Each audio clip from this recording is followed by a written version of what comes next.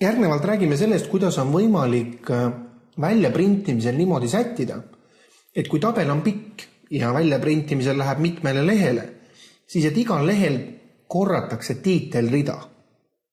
See tähendab seda, et see ülemine rida näiteks antud juhul, kus on pealkirjad, et see oleks ka igal väljaprinditud lehel esimene rida. Asi on selles, et kui ma neid väljaprindin ja see ulatub näiteks 10 lehele ja ma vaatan ainult 9. lehte, siis kas ma nüüd olen kohe võimeline ütlema, et ahah, see tulp oli ju see oli see, eriti kui me näiteks võrdleme minu tabeli puhul neid kahte, esimene, teine kvartal, või ütleme, kui selliseid sarnaste väärtustega veerge on palju, siis võib tekkida segadus ja tuleks hakata kogu aeg esilehega kõrvutama, et ahah, 5. tulp oli ikka see, 6. oli see. Nüüd selleks, et seda ei oleks vaja teha, on teil võimalus määrata, et väljaprintimisel näiteks korratakse alati esimest rida. Selle määramise jaoks tuleks võtta vormindusmenüüst trükialad ja siit omakorda redigeeri. Nüüd avanevas aknas on võimalus üleüldiselt määrata seda ala, mida trükitakse. Aga siin allpool on võimalus teil ka käsitsi öelda read, mida te soovite korrata igal lehel ja veerud täpselt samamoodi.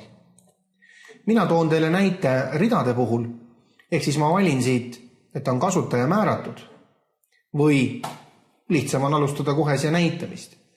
Te võite siia kursori sisse klõpsata ja seejärel klõpsata selle rea peale.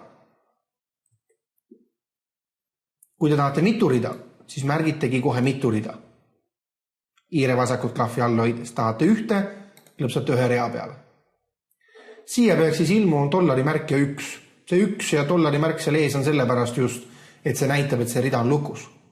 $, on teatavasti lukku panemise märk, nagu me valemite juures rääkisime. Ja nüüd klõpsan sobib. Kuidas tulemust näha, võtan jällegi lehekülje eelvaate ehk printimise eelvaate.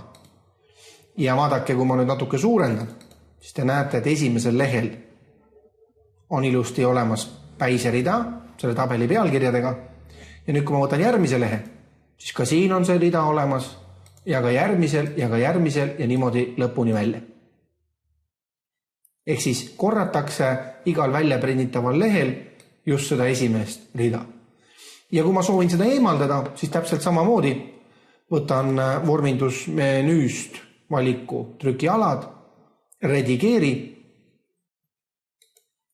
ja kasutajale määratud asemel valin puudub.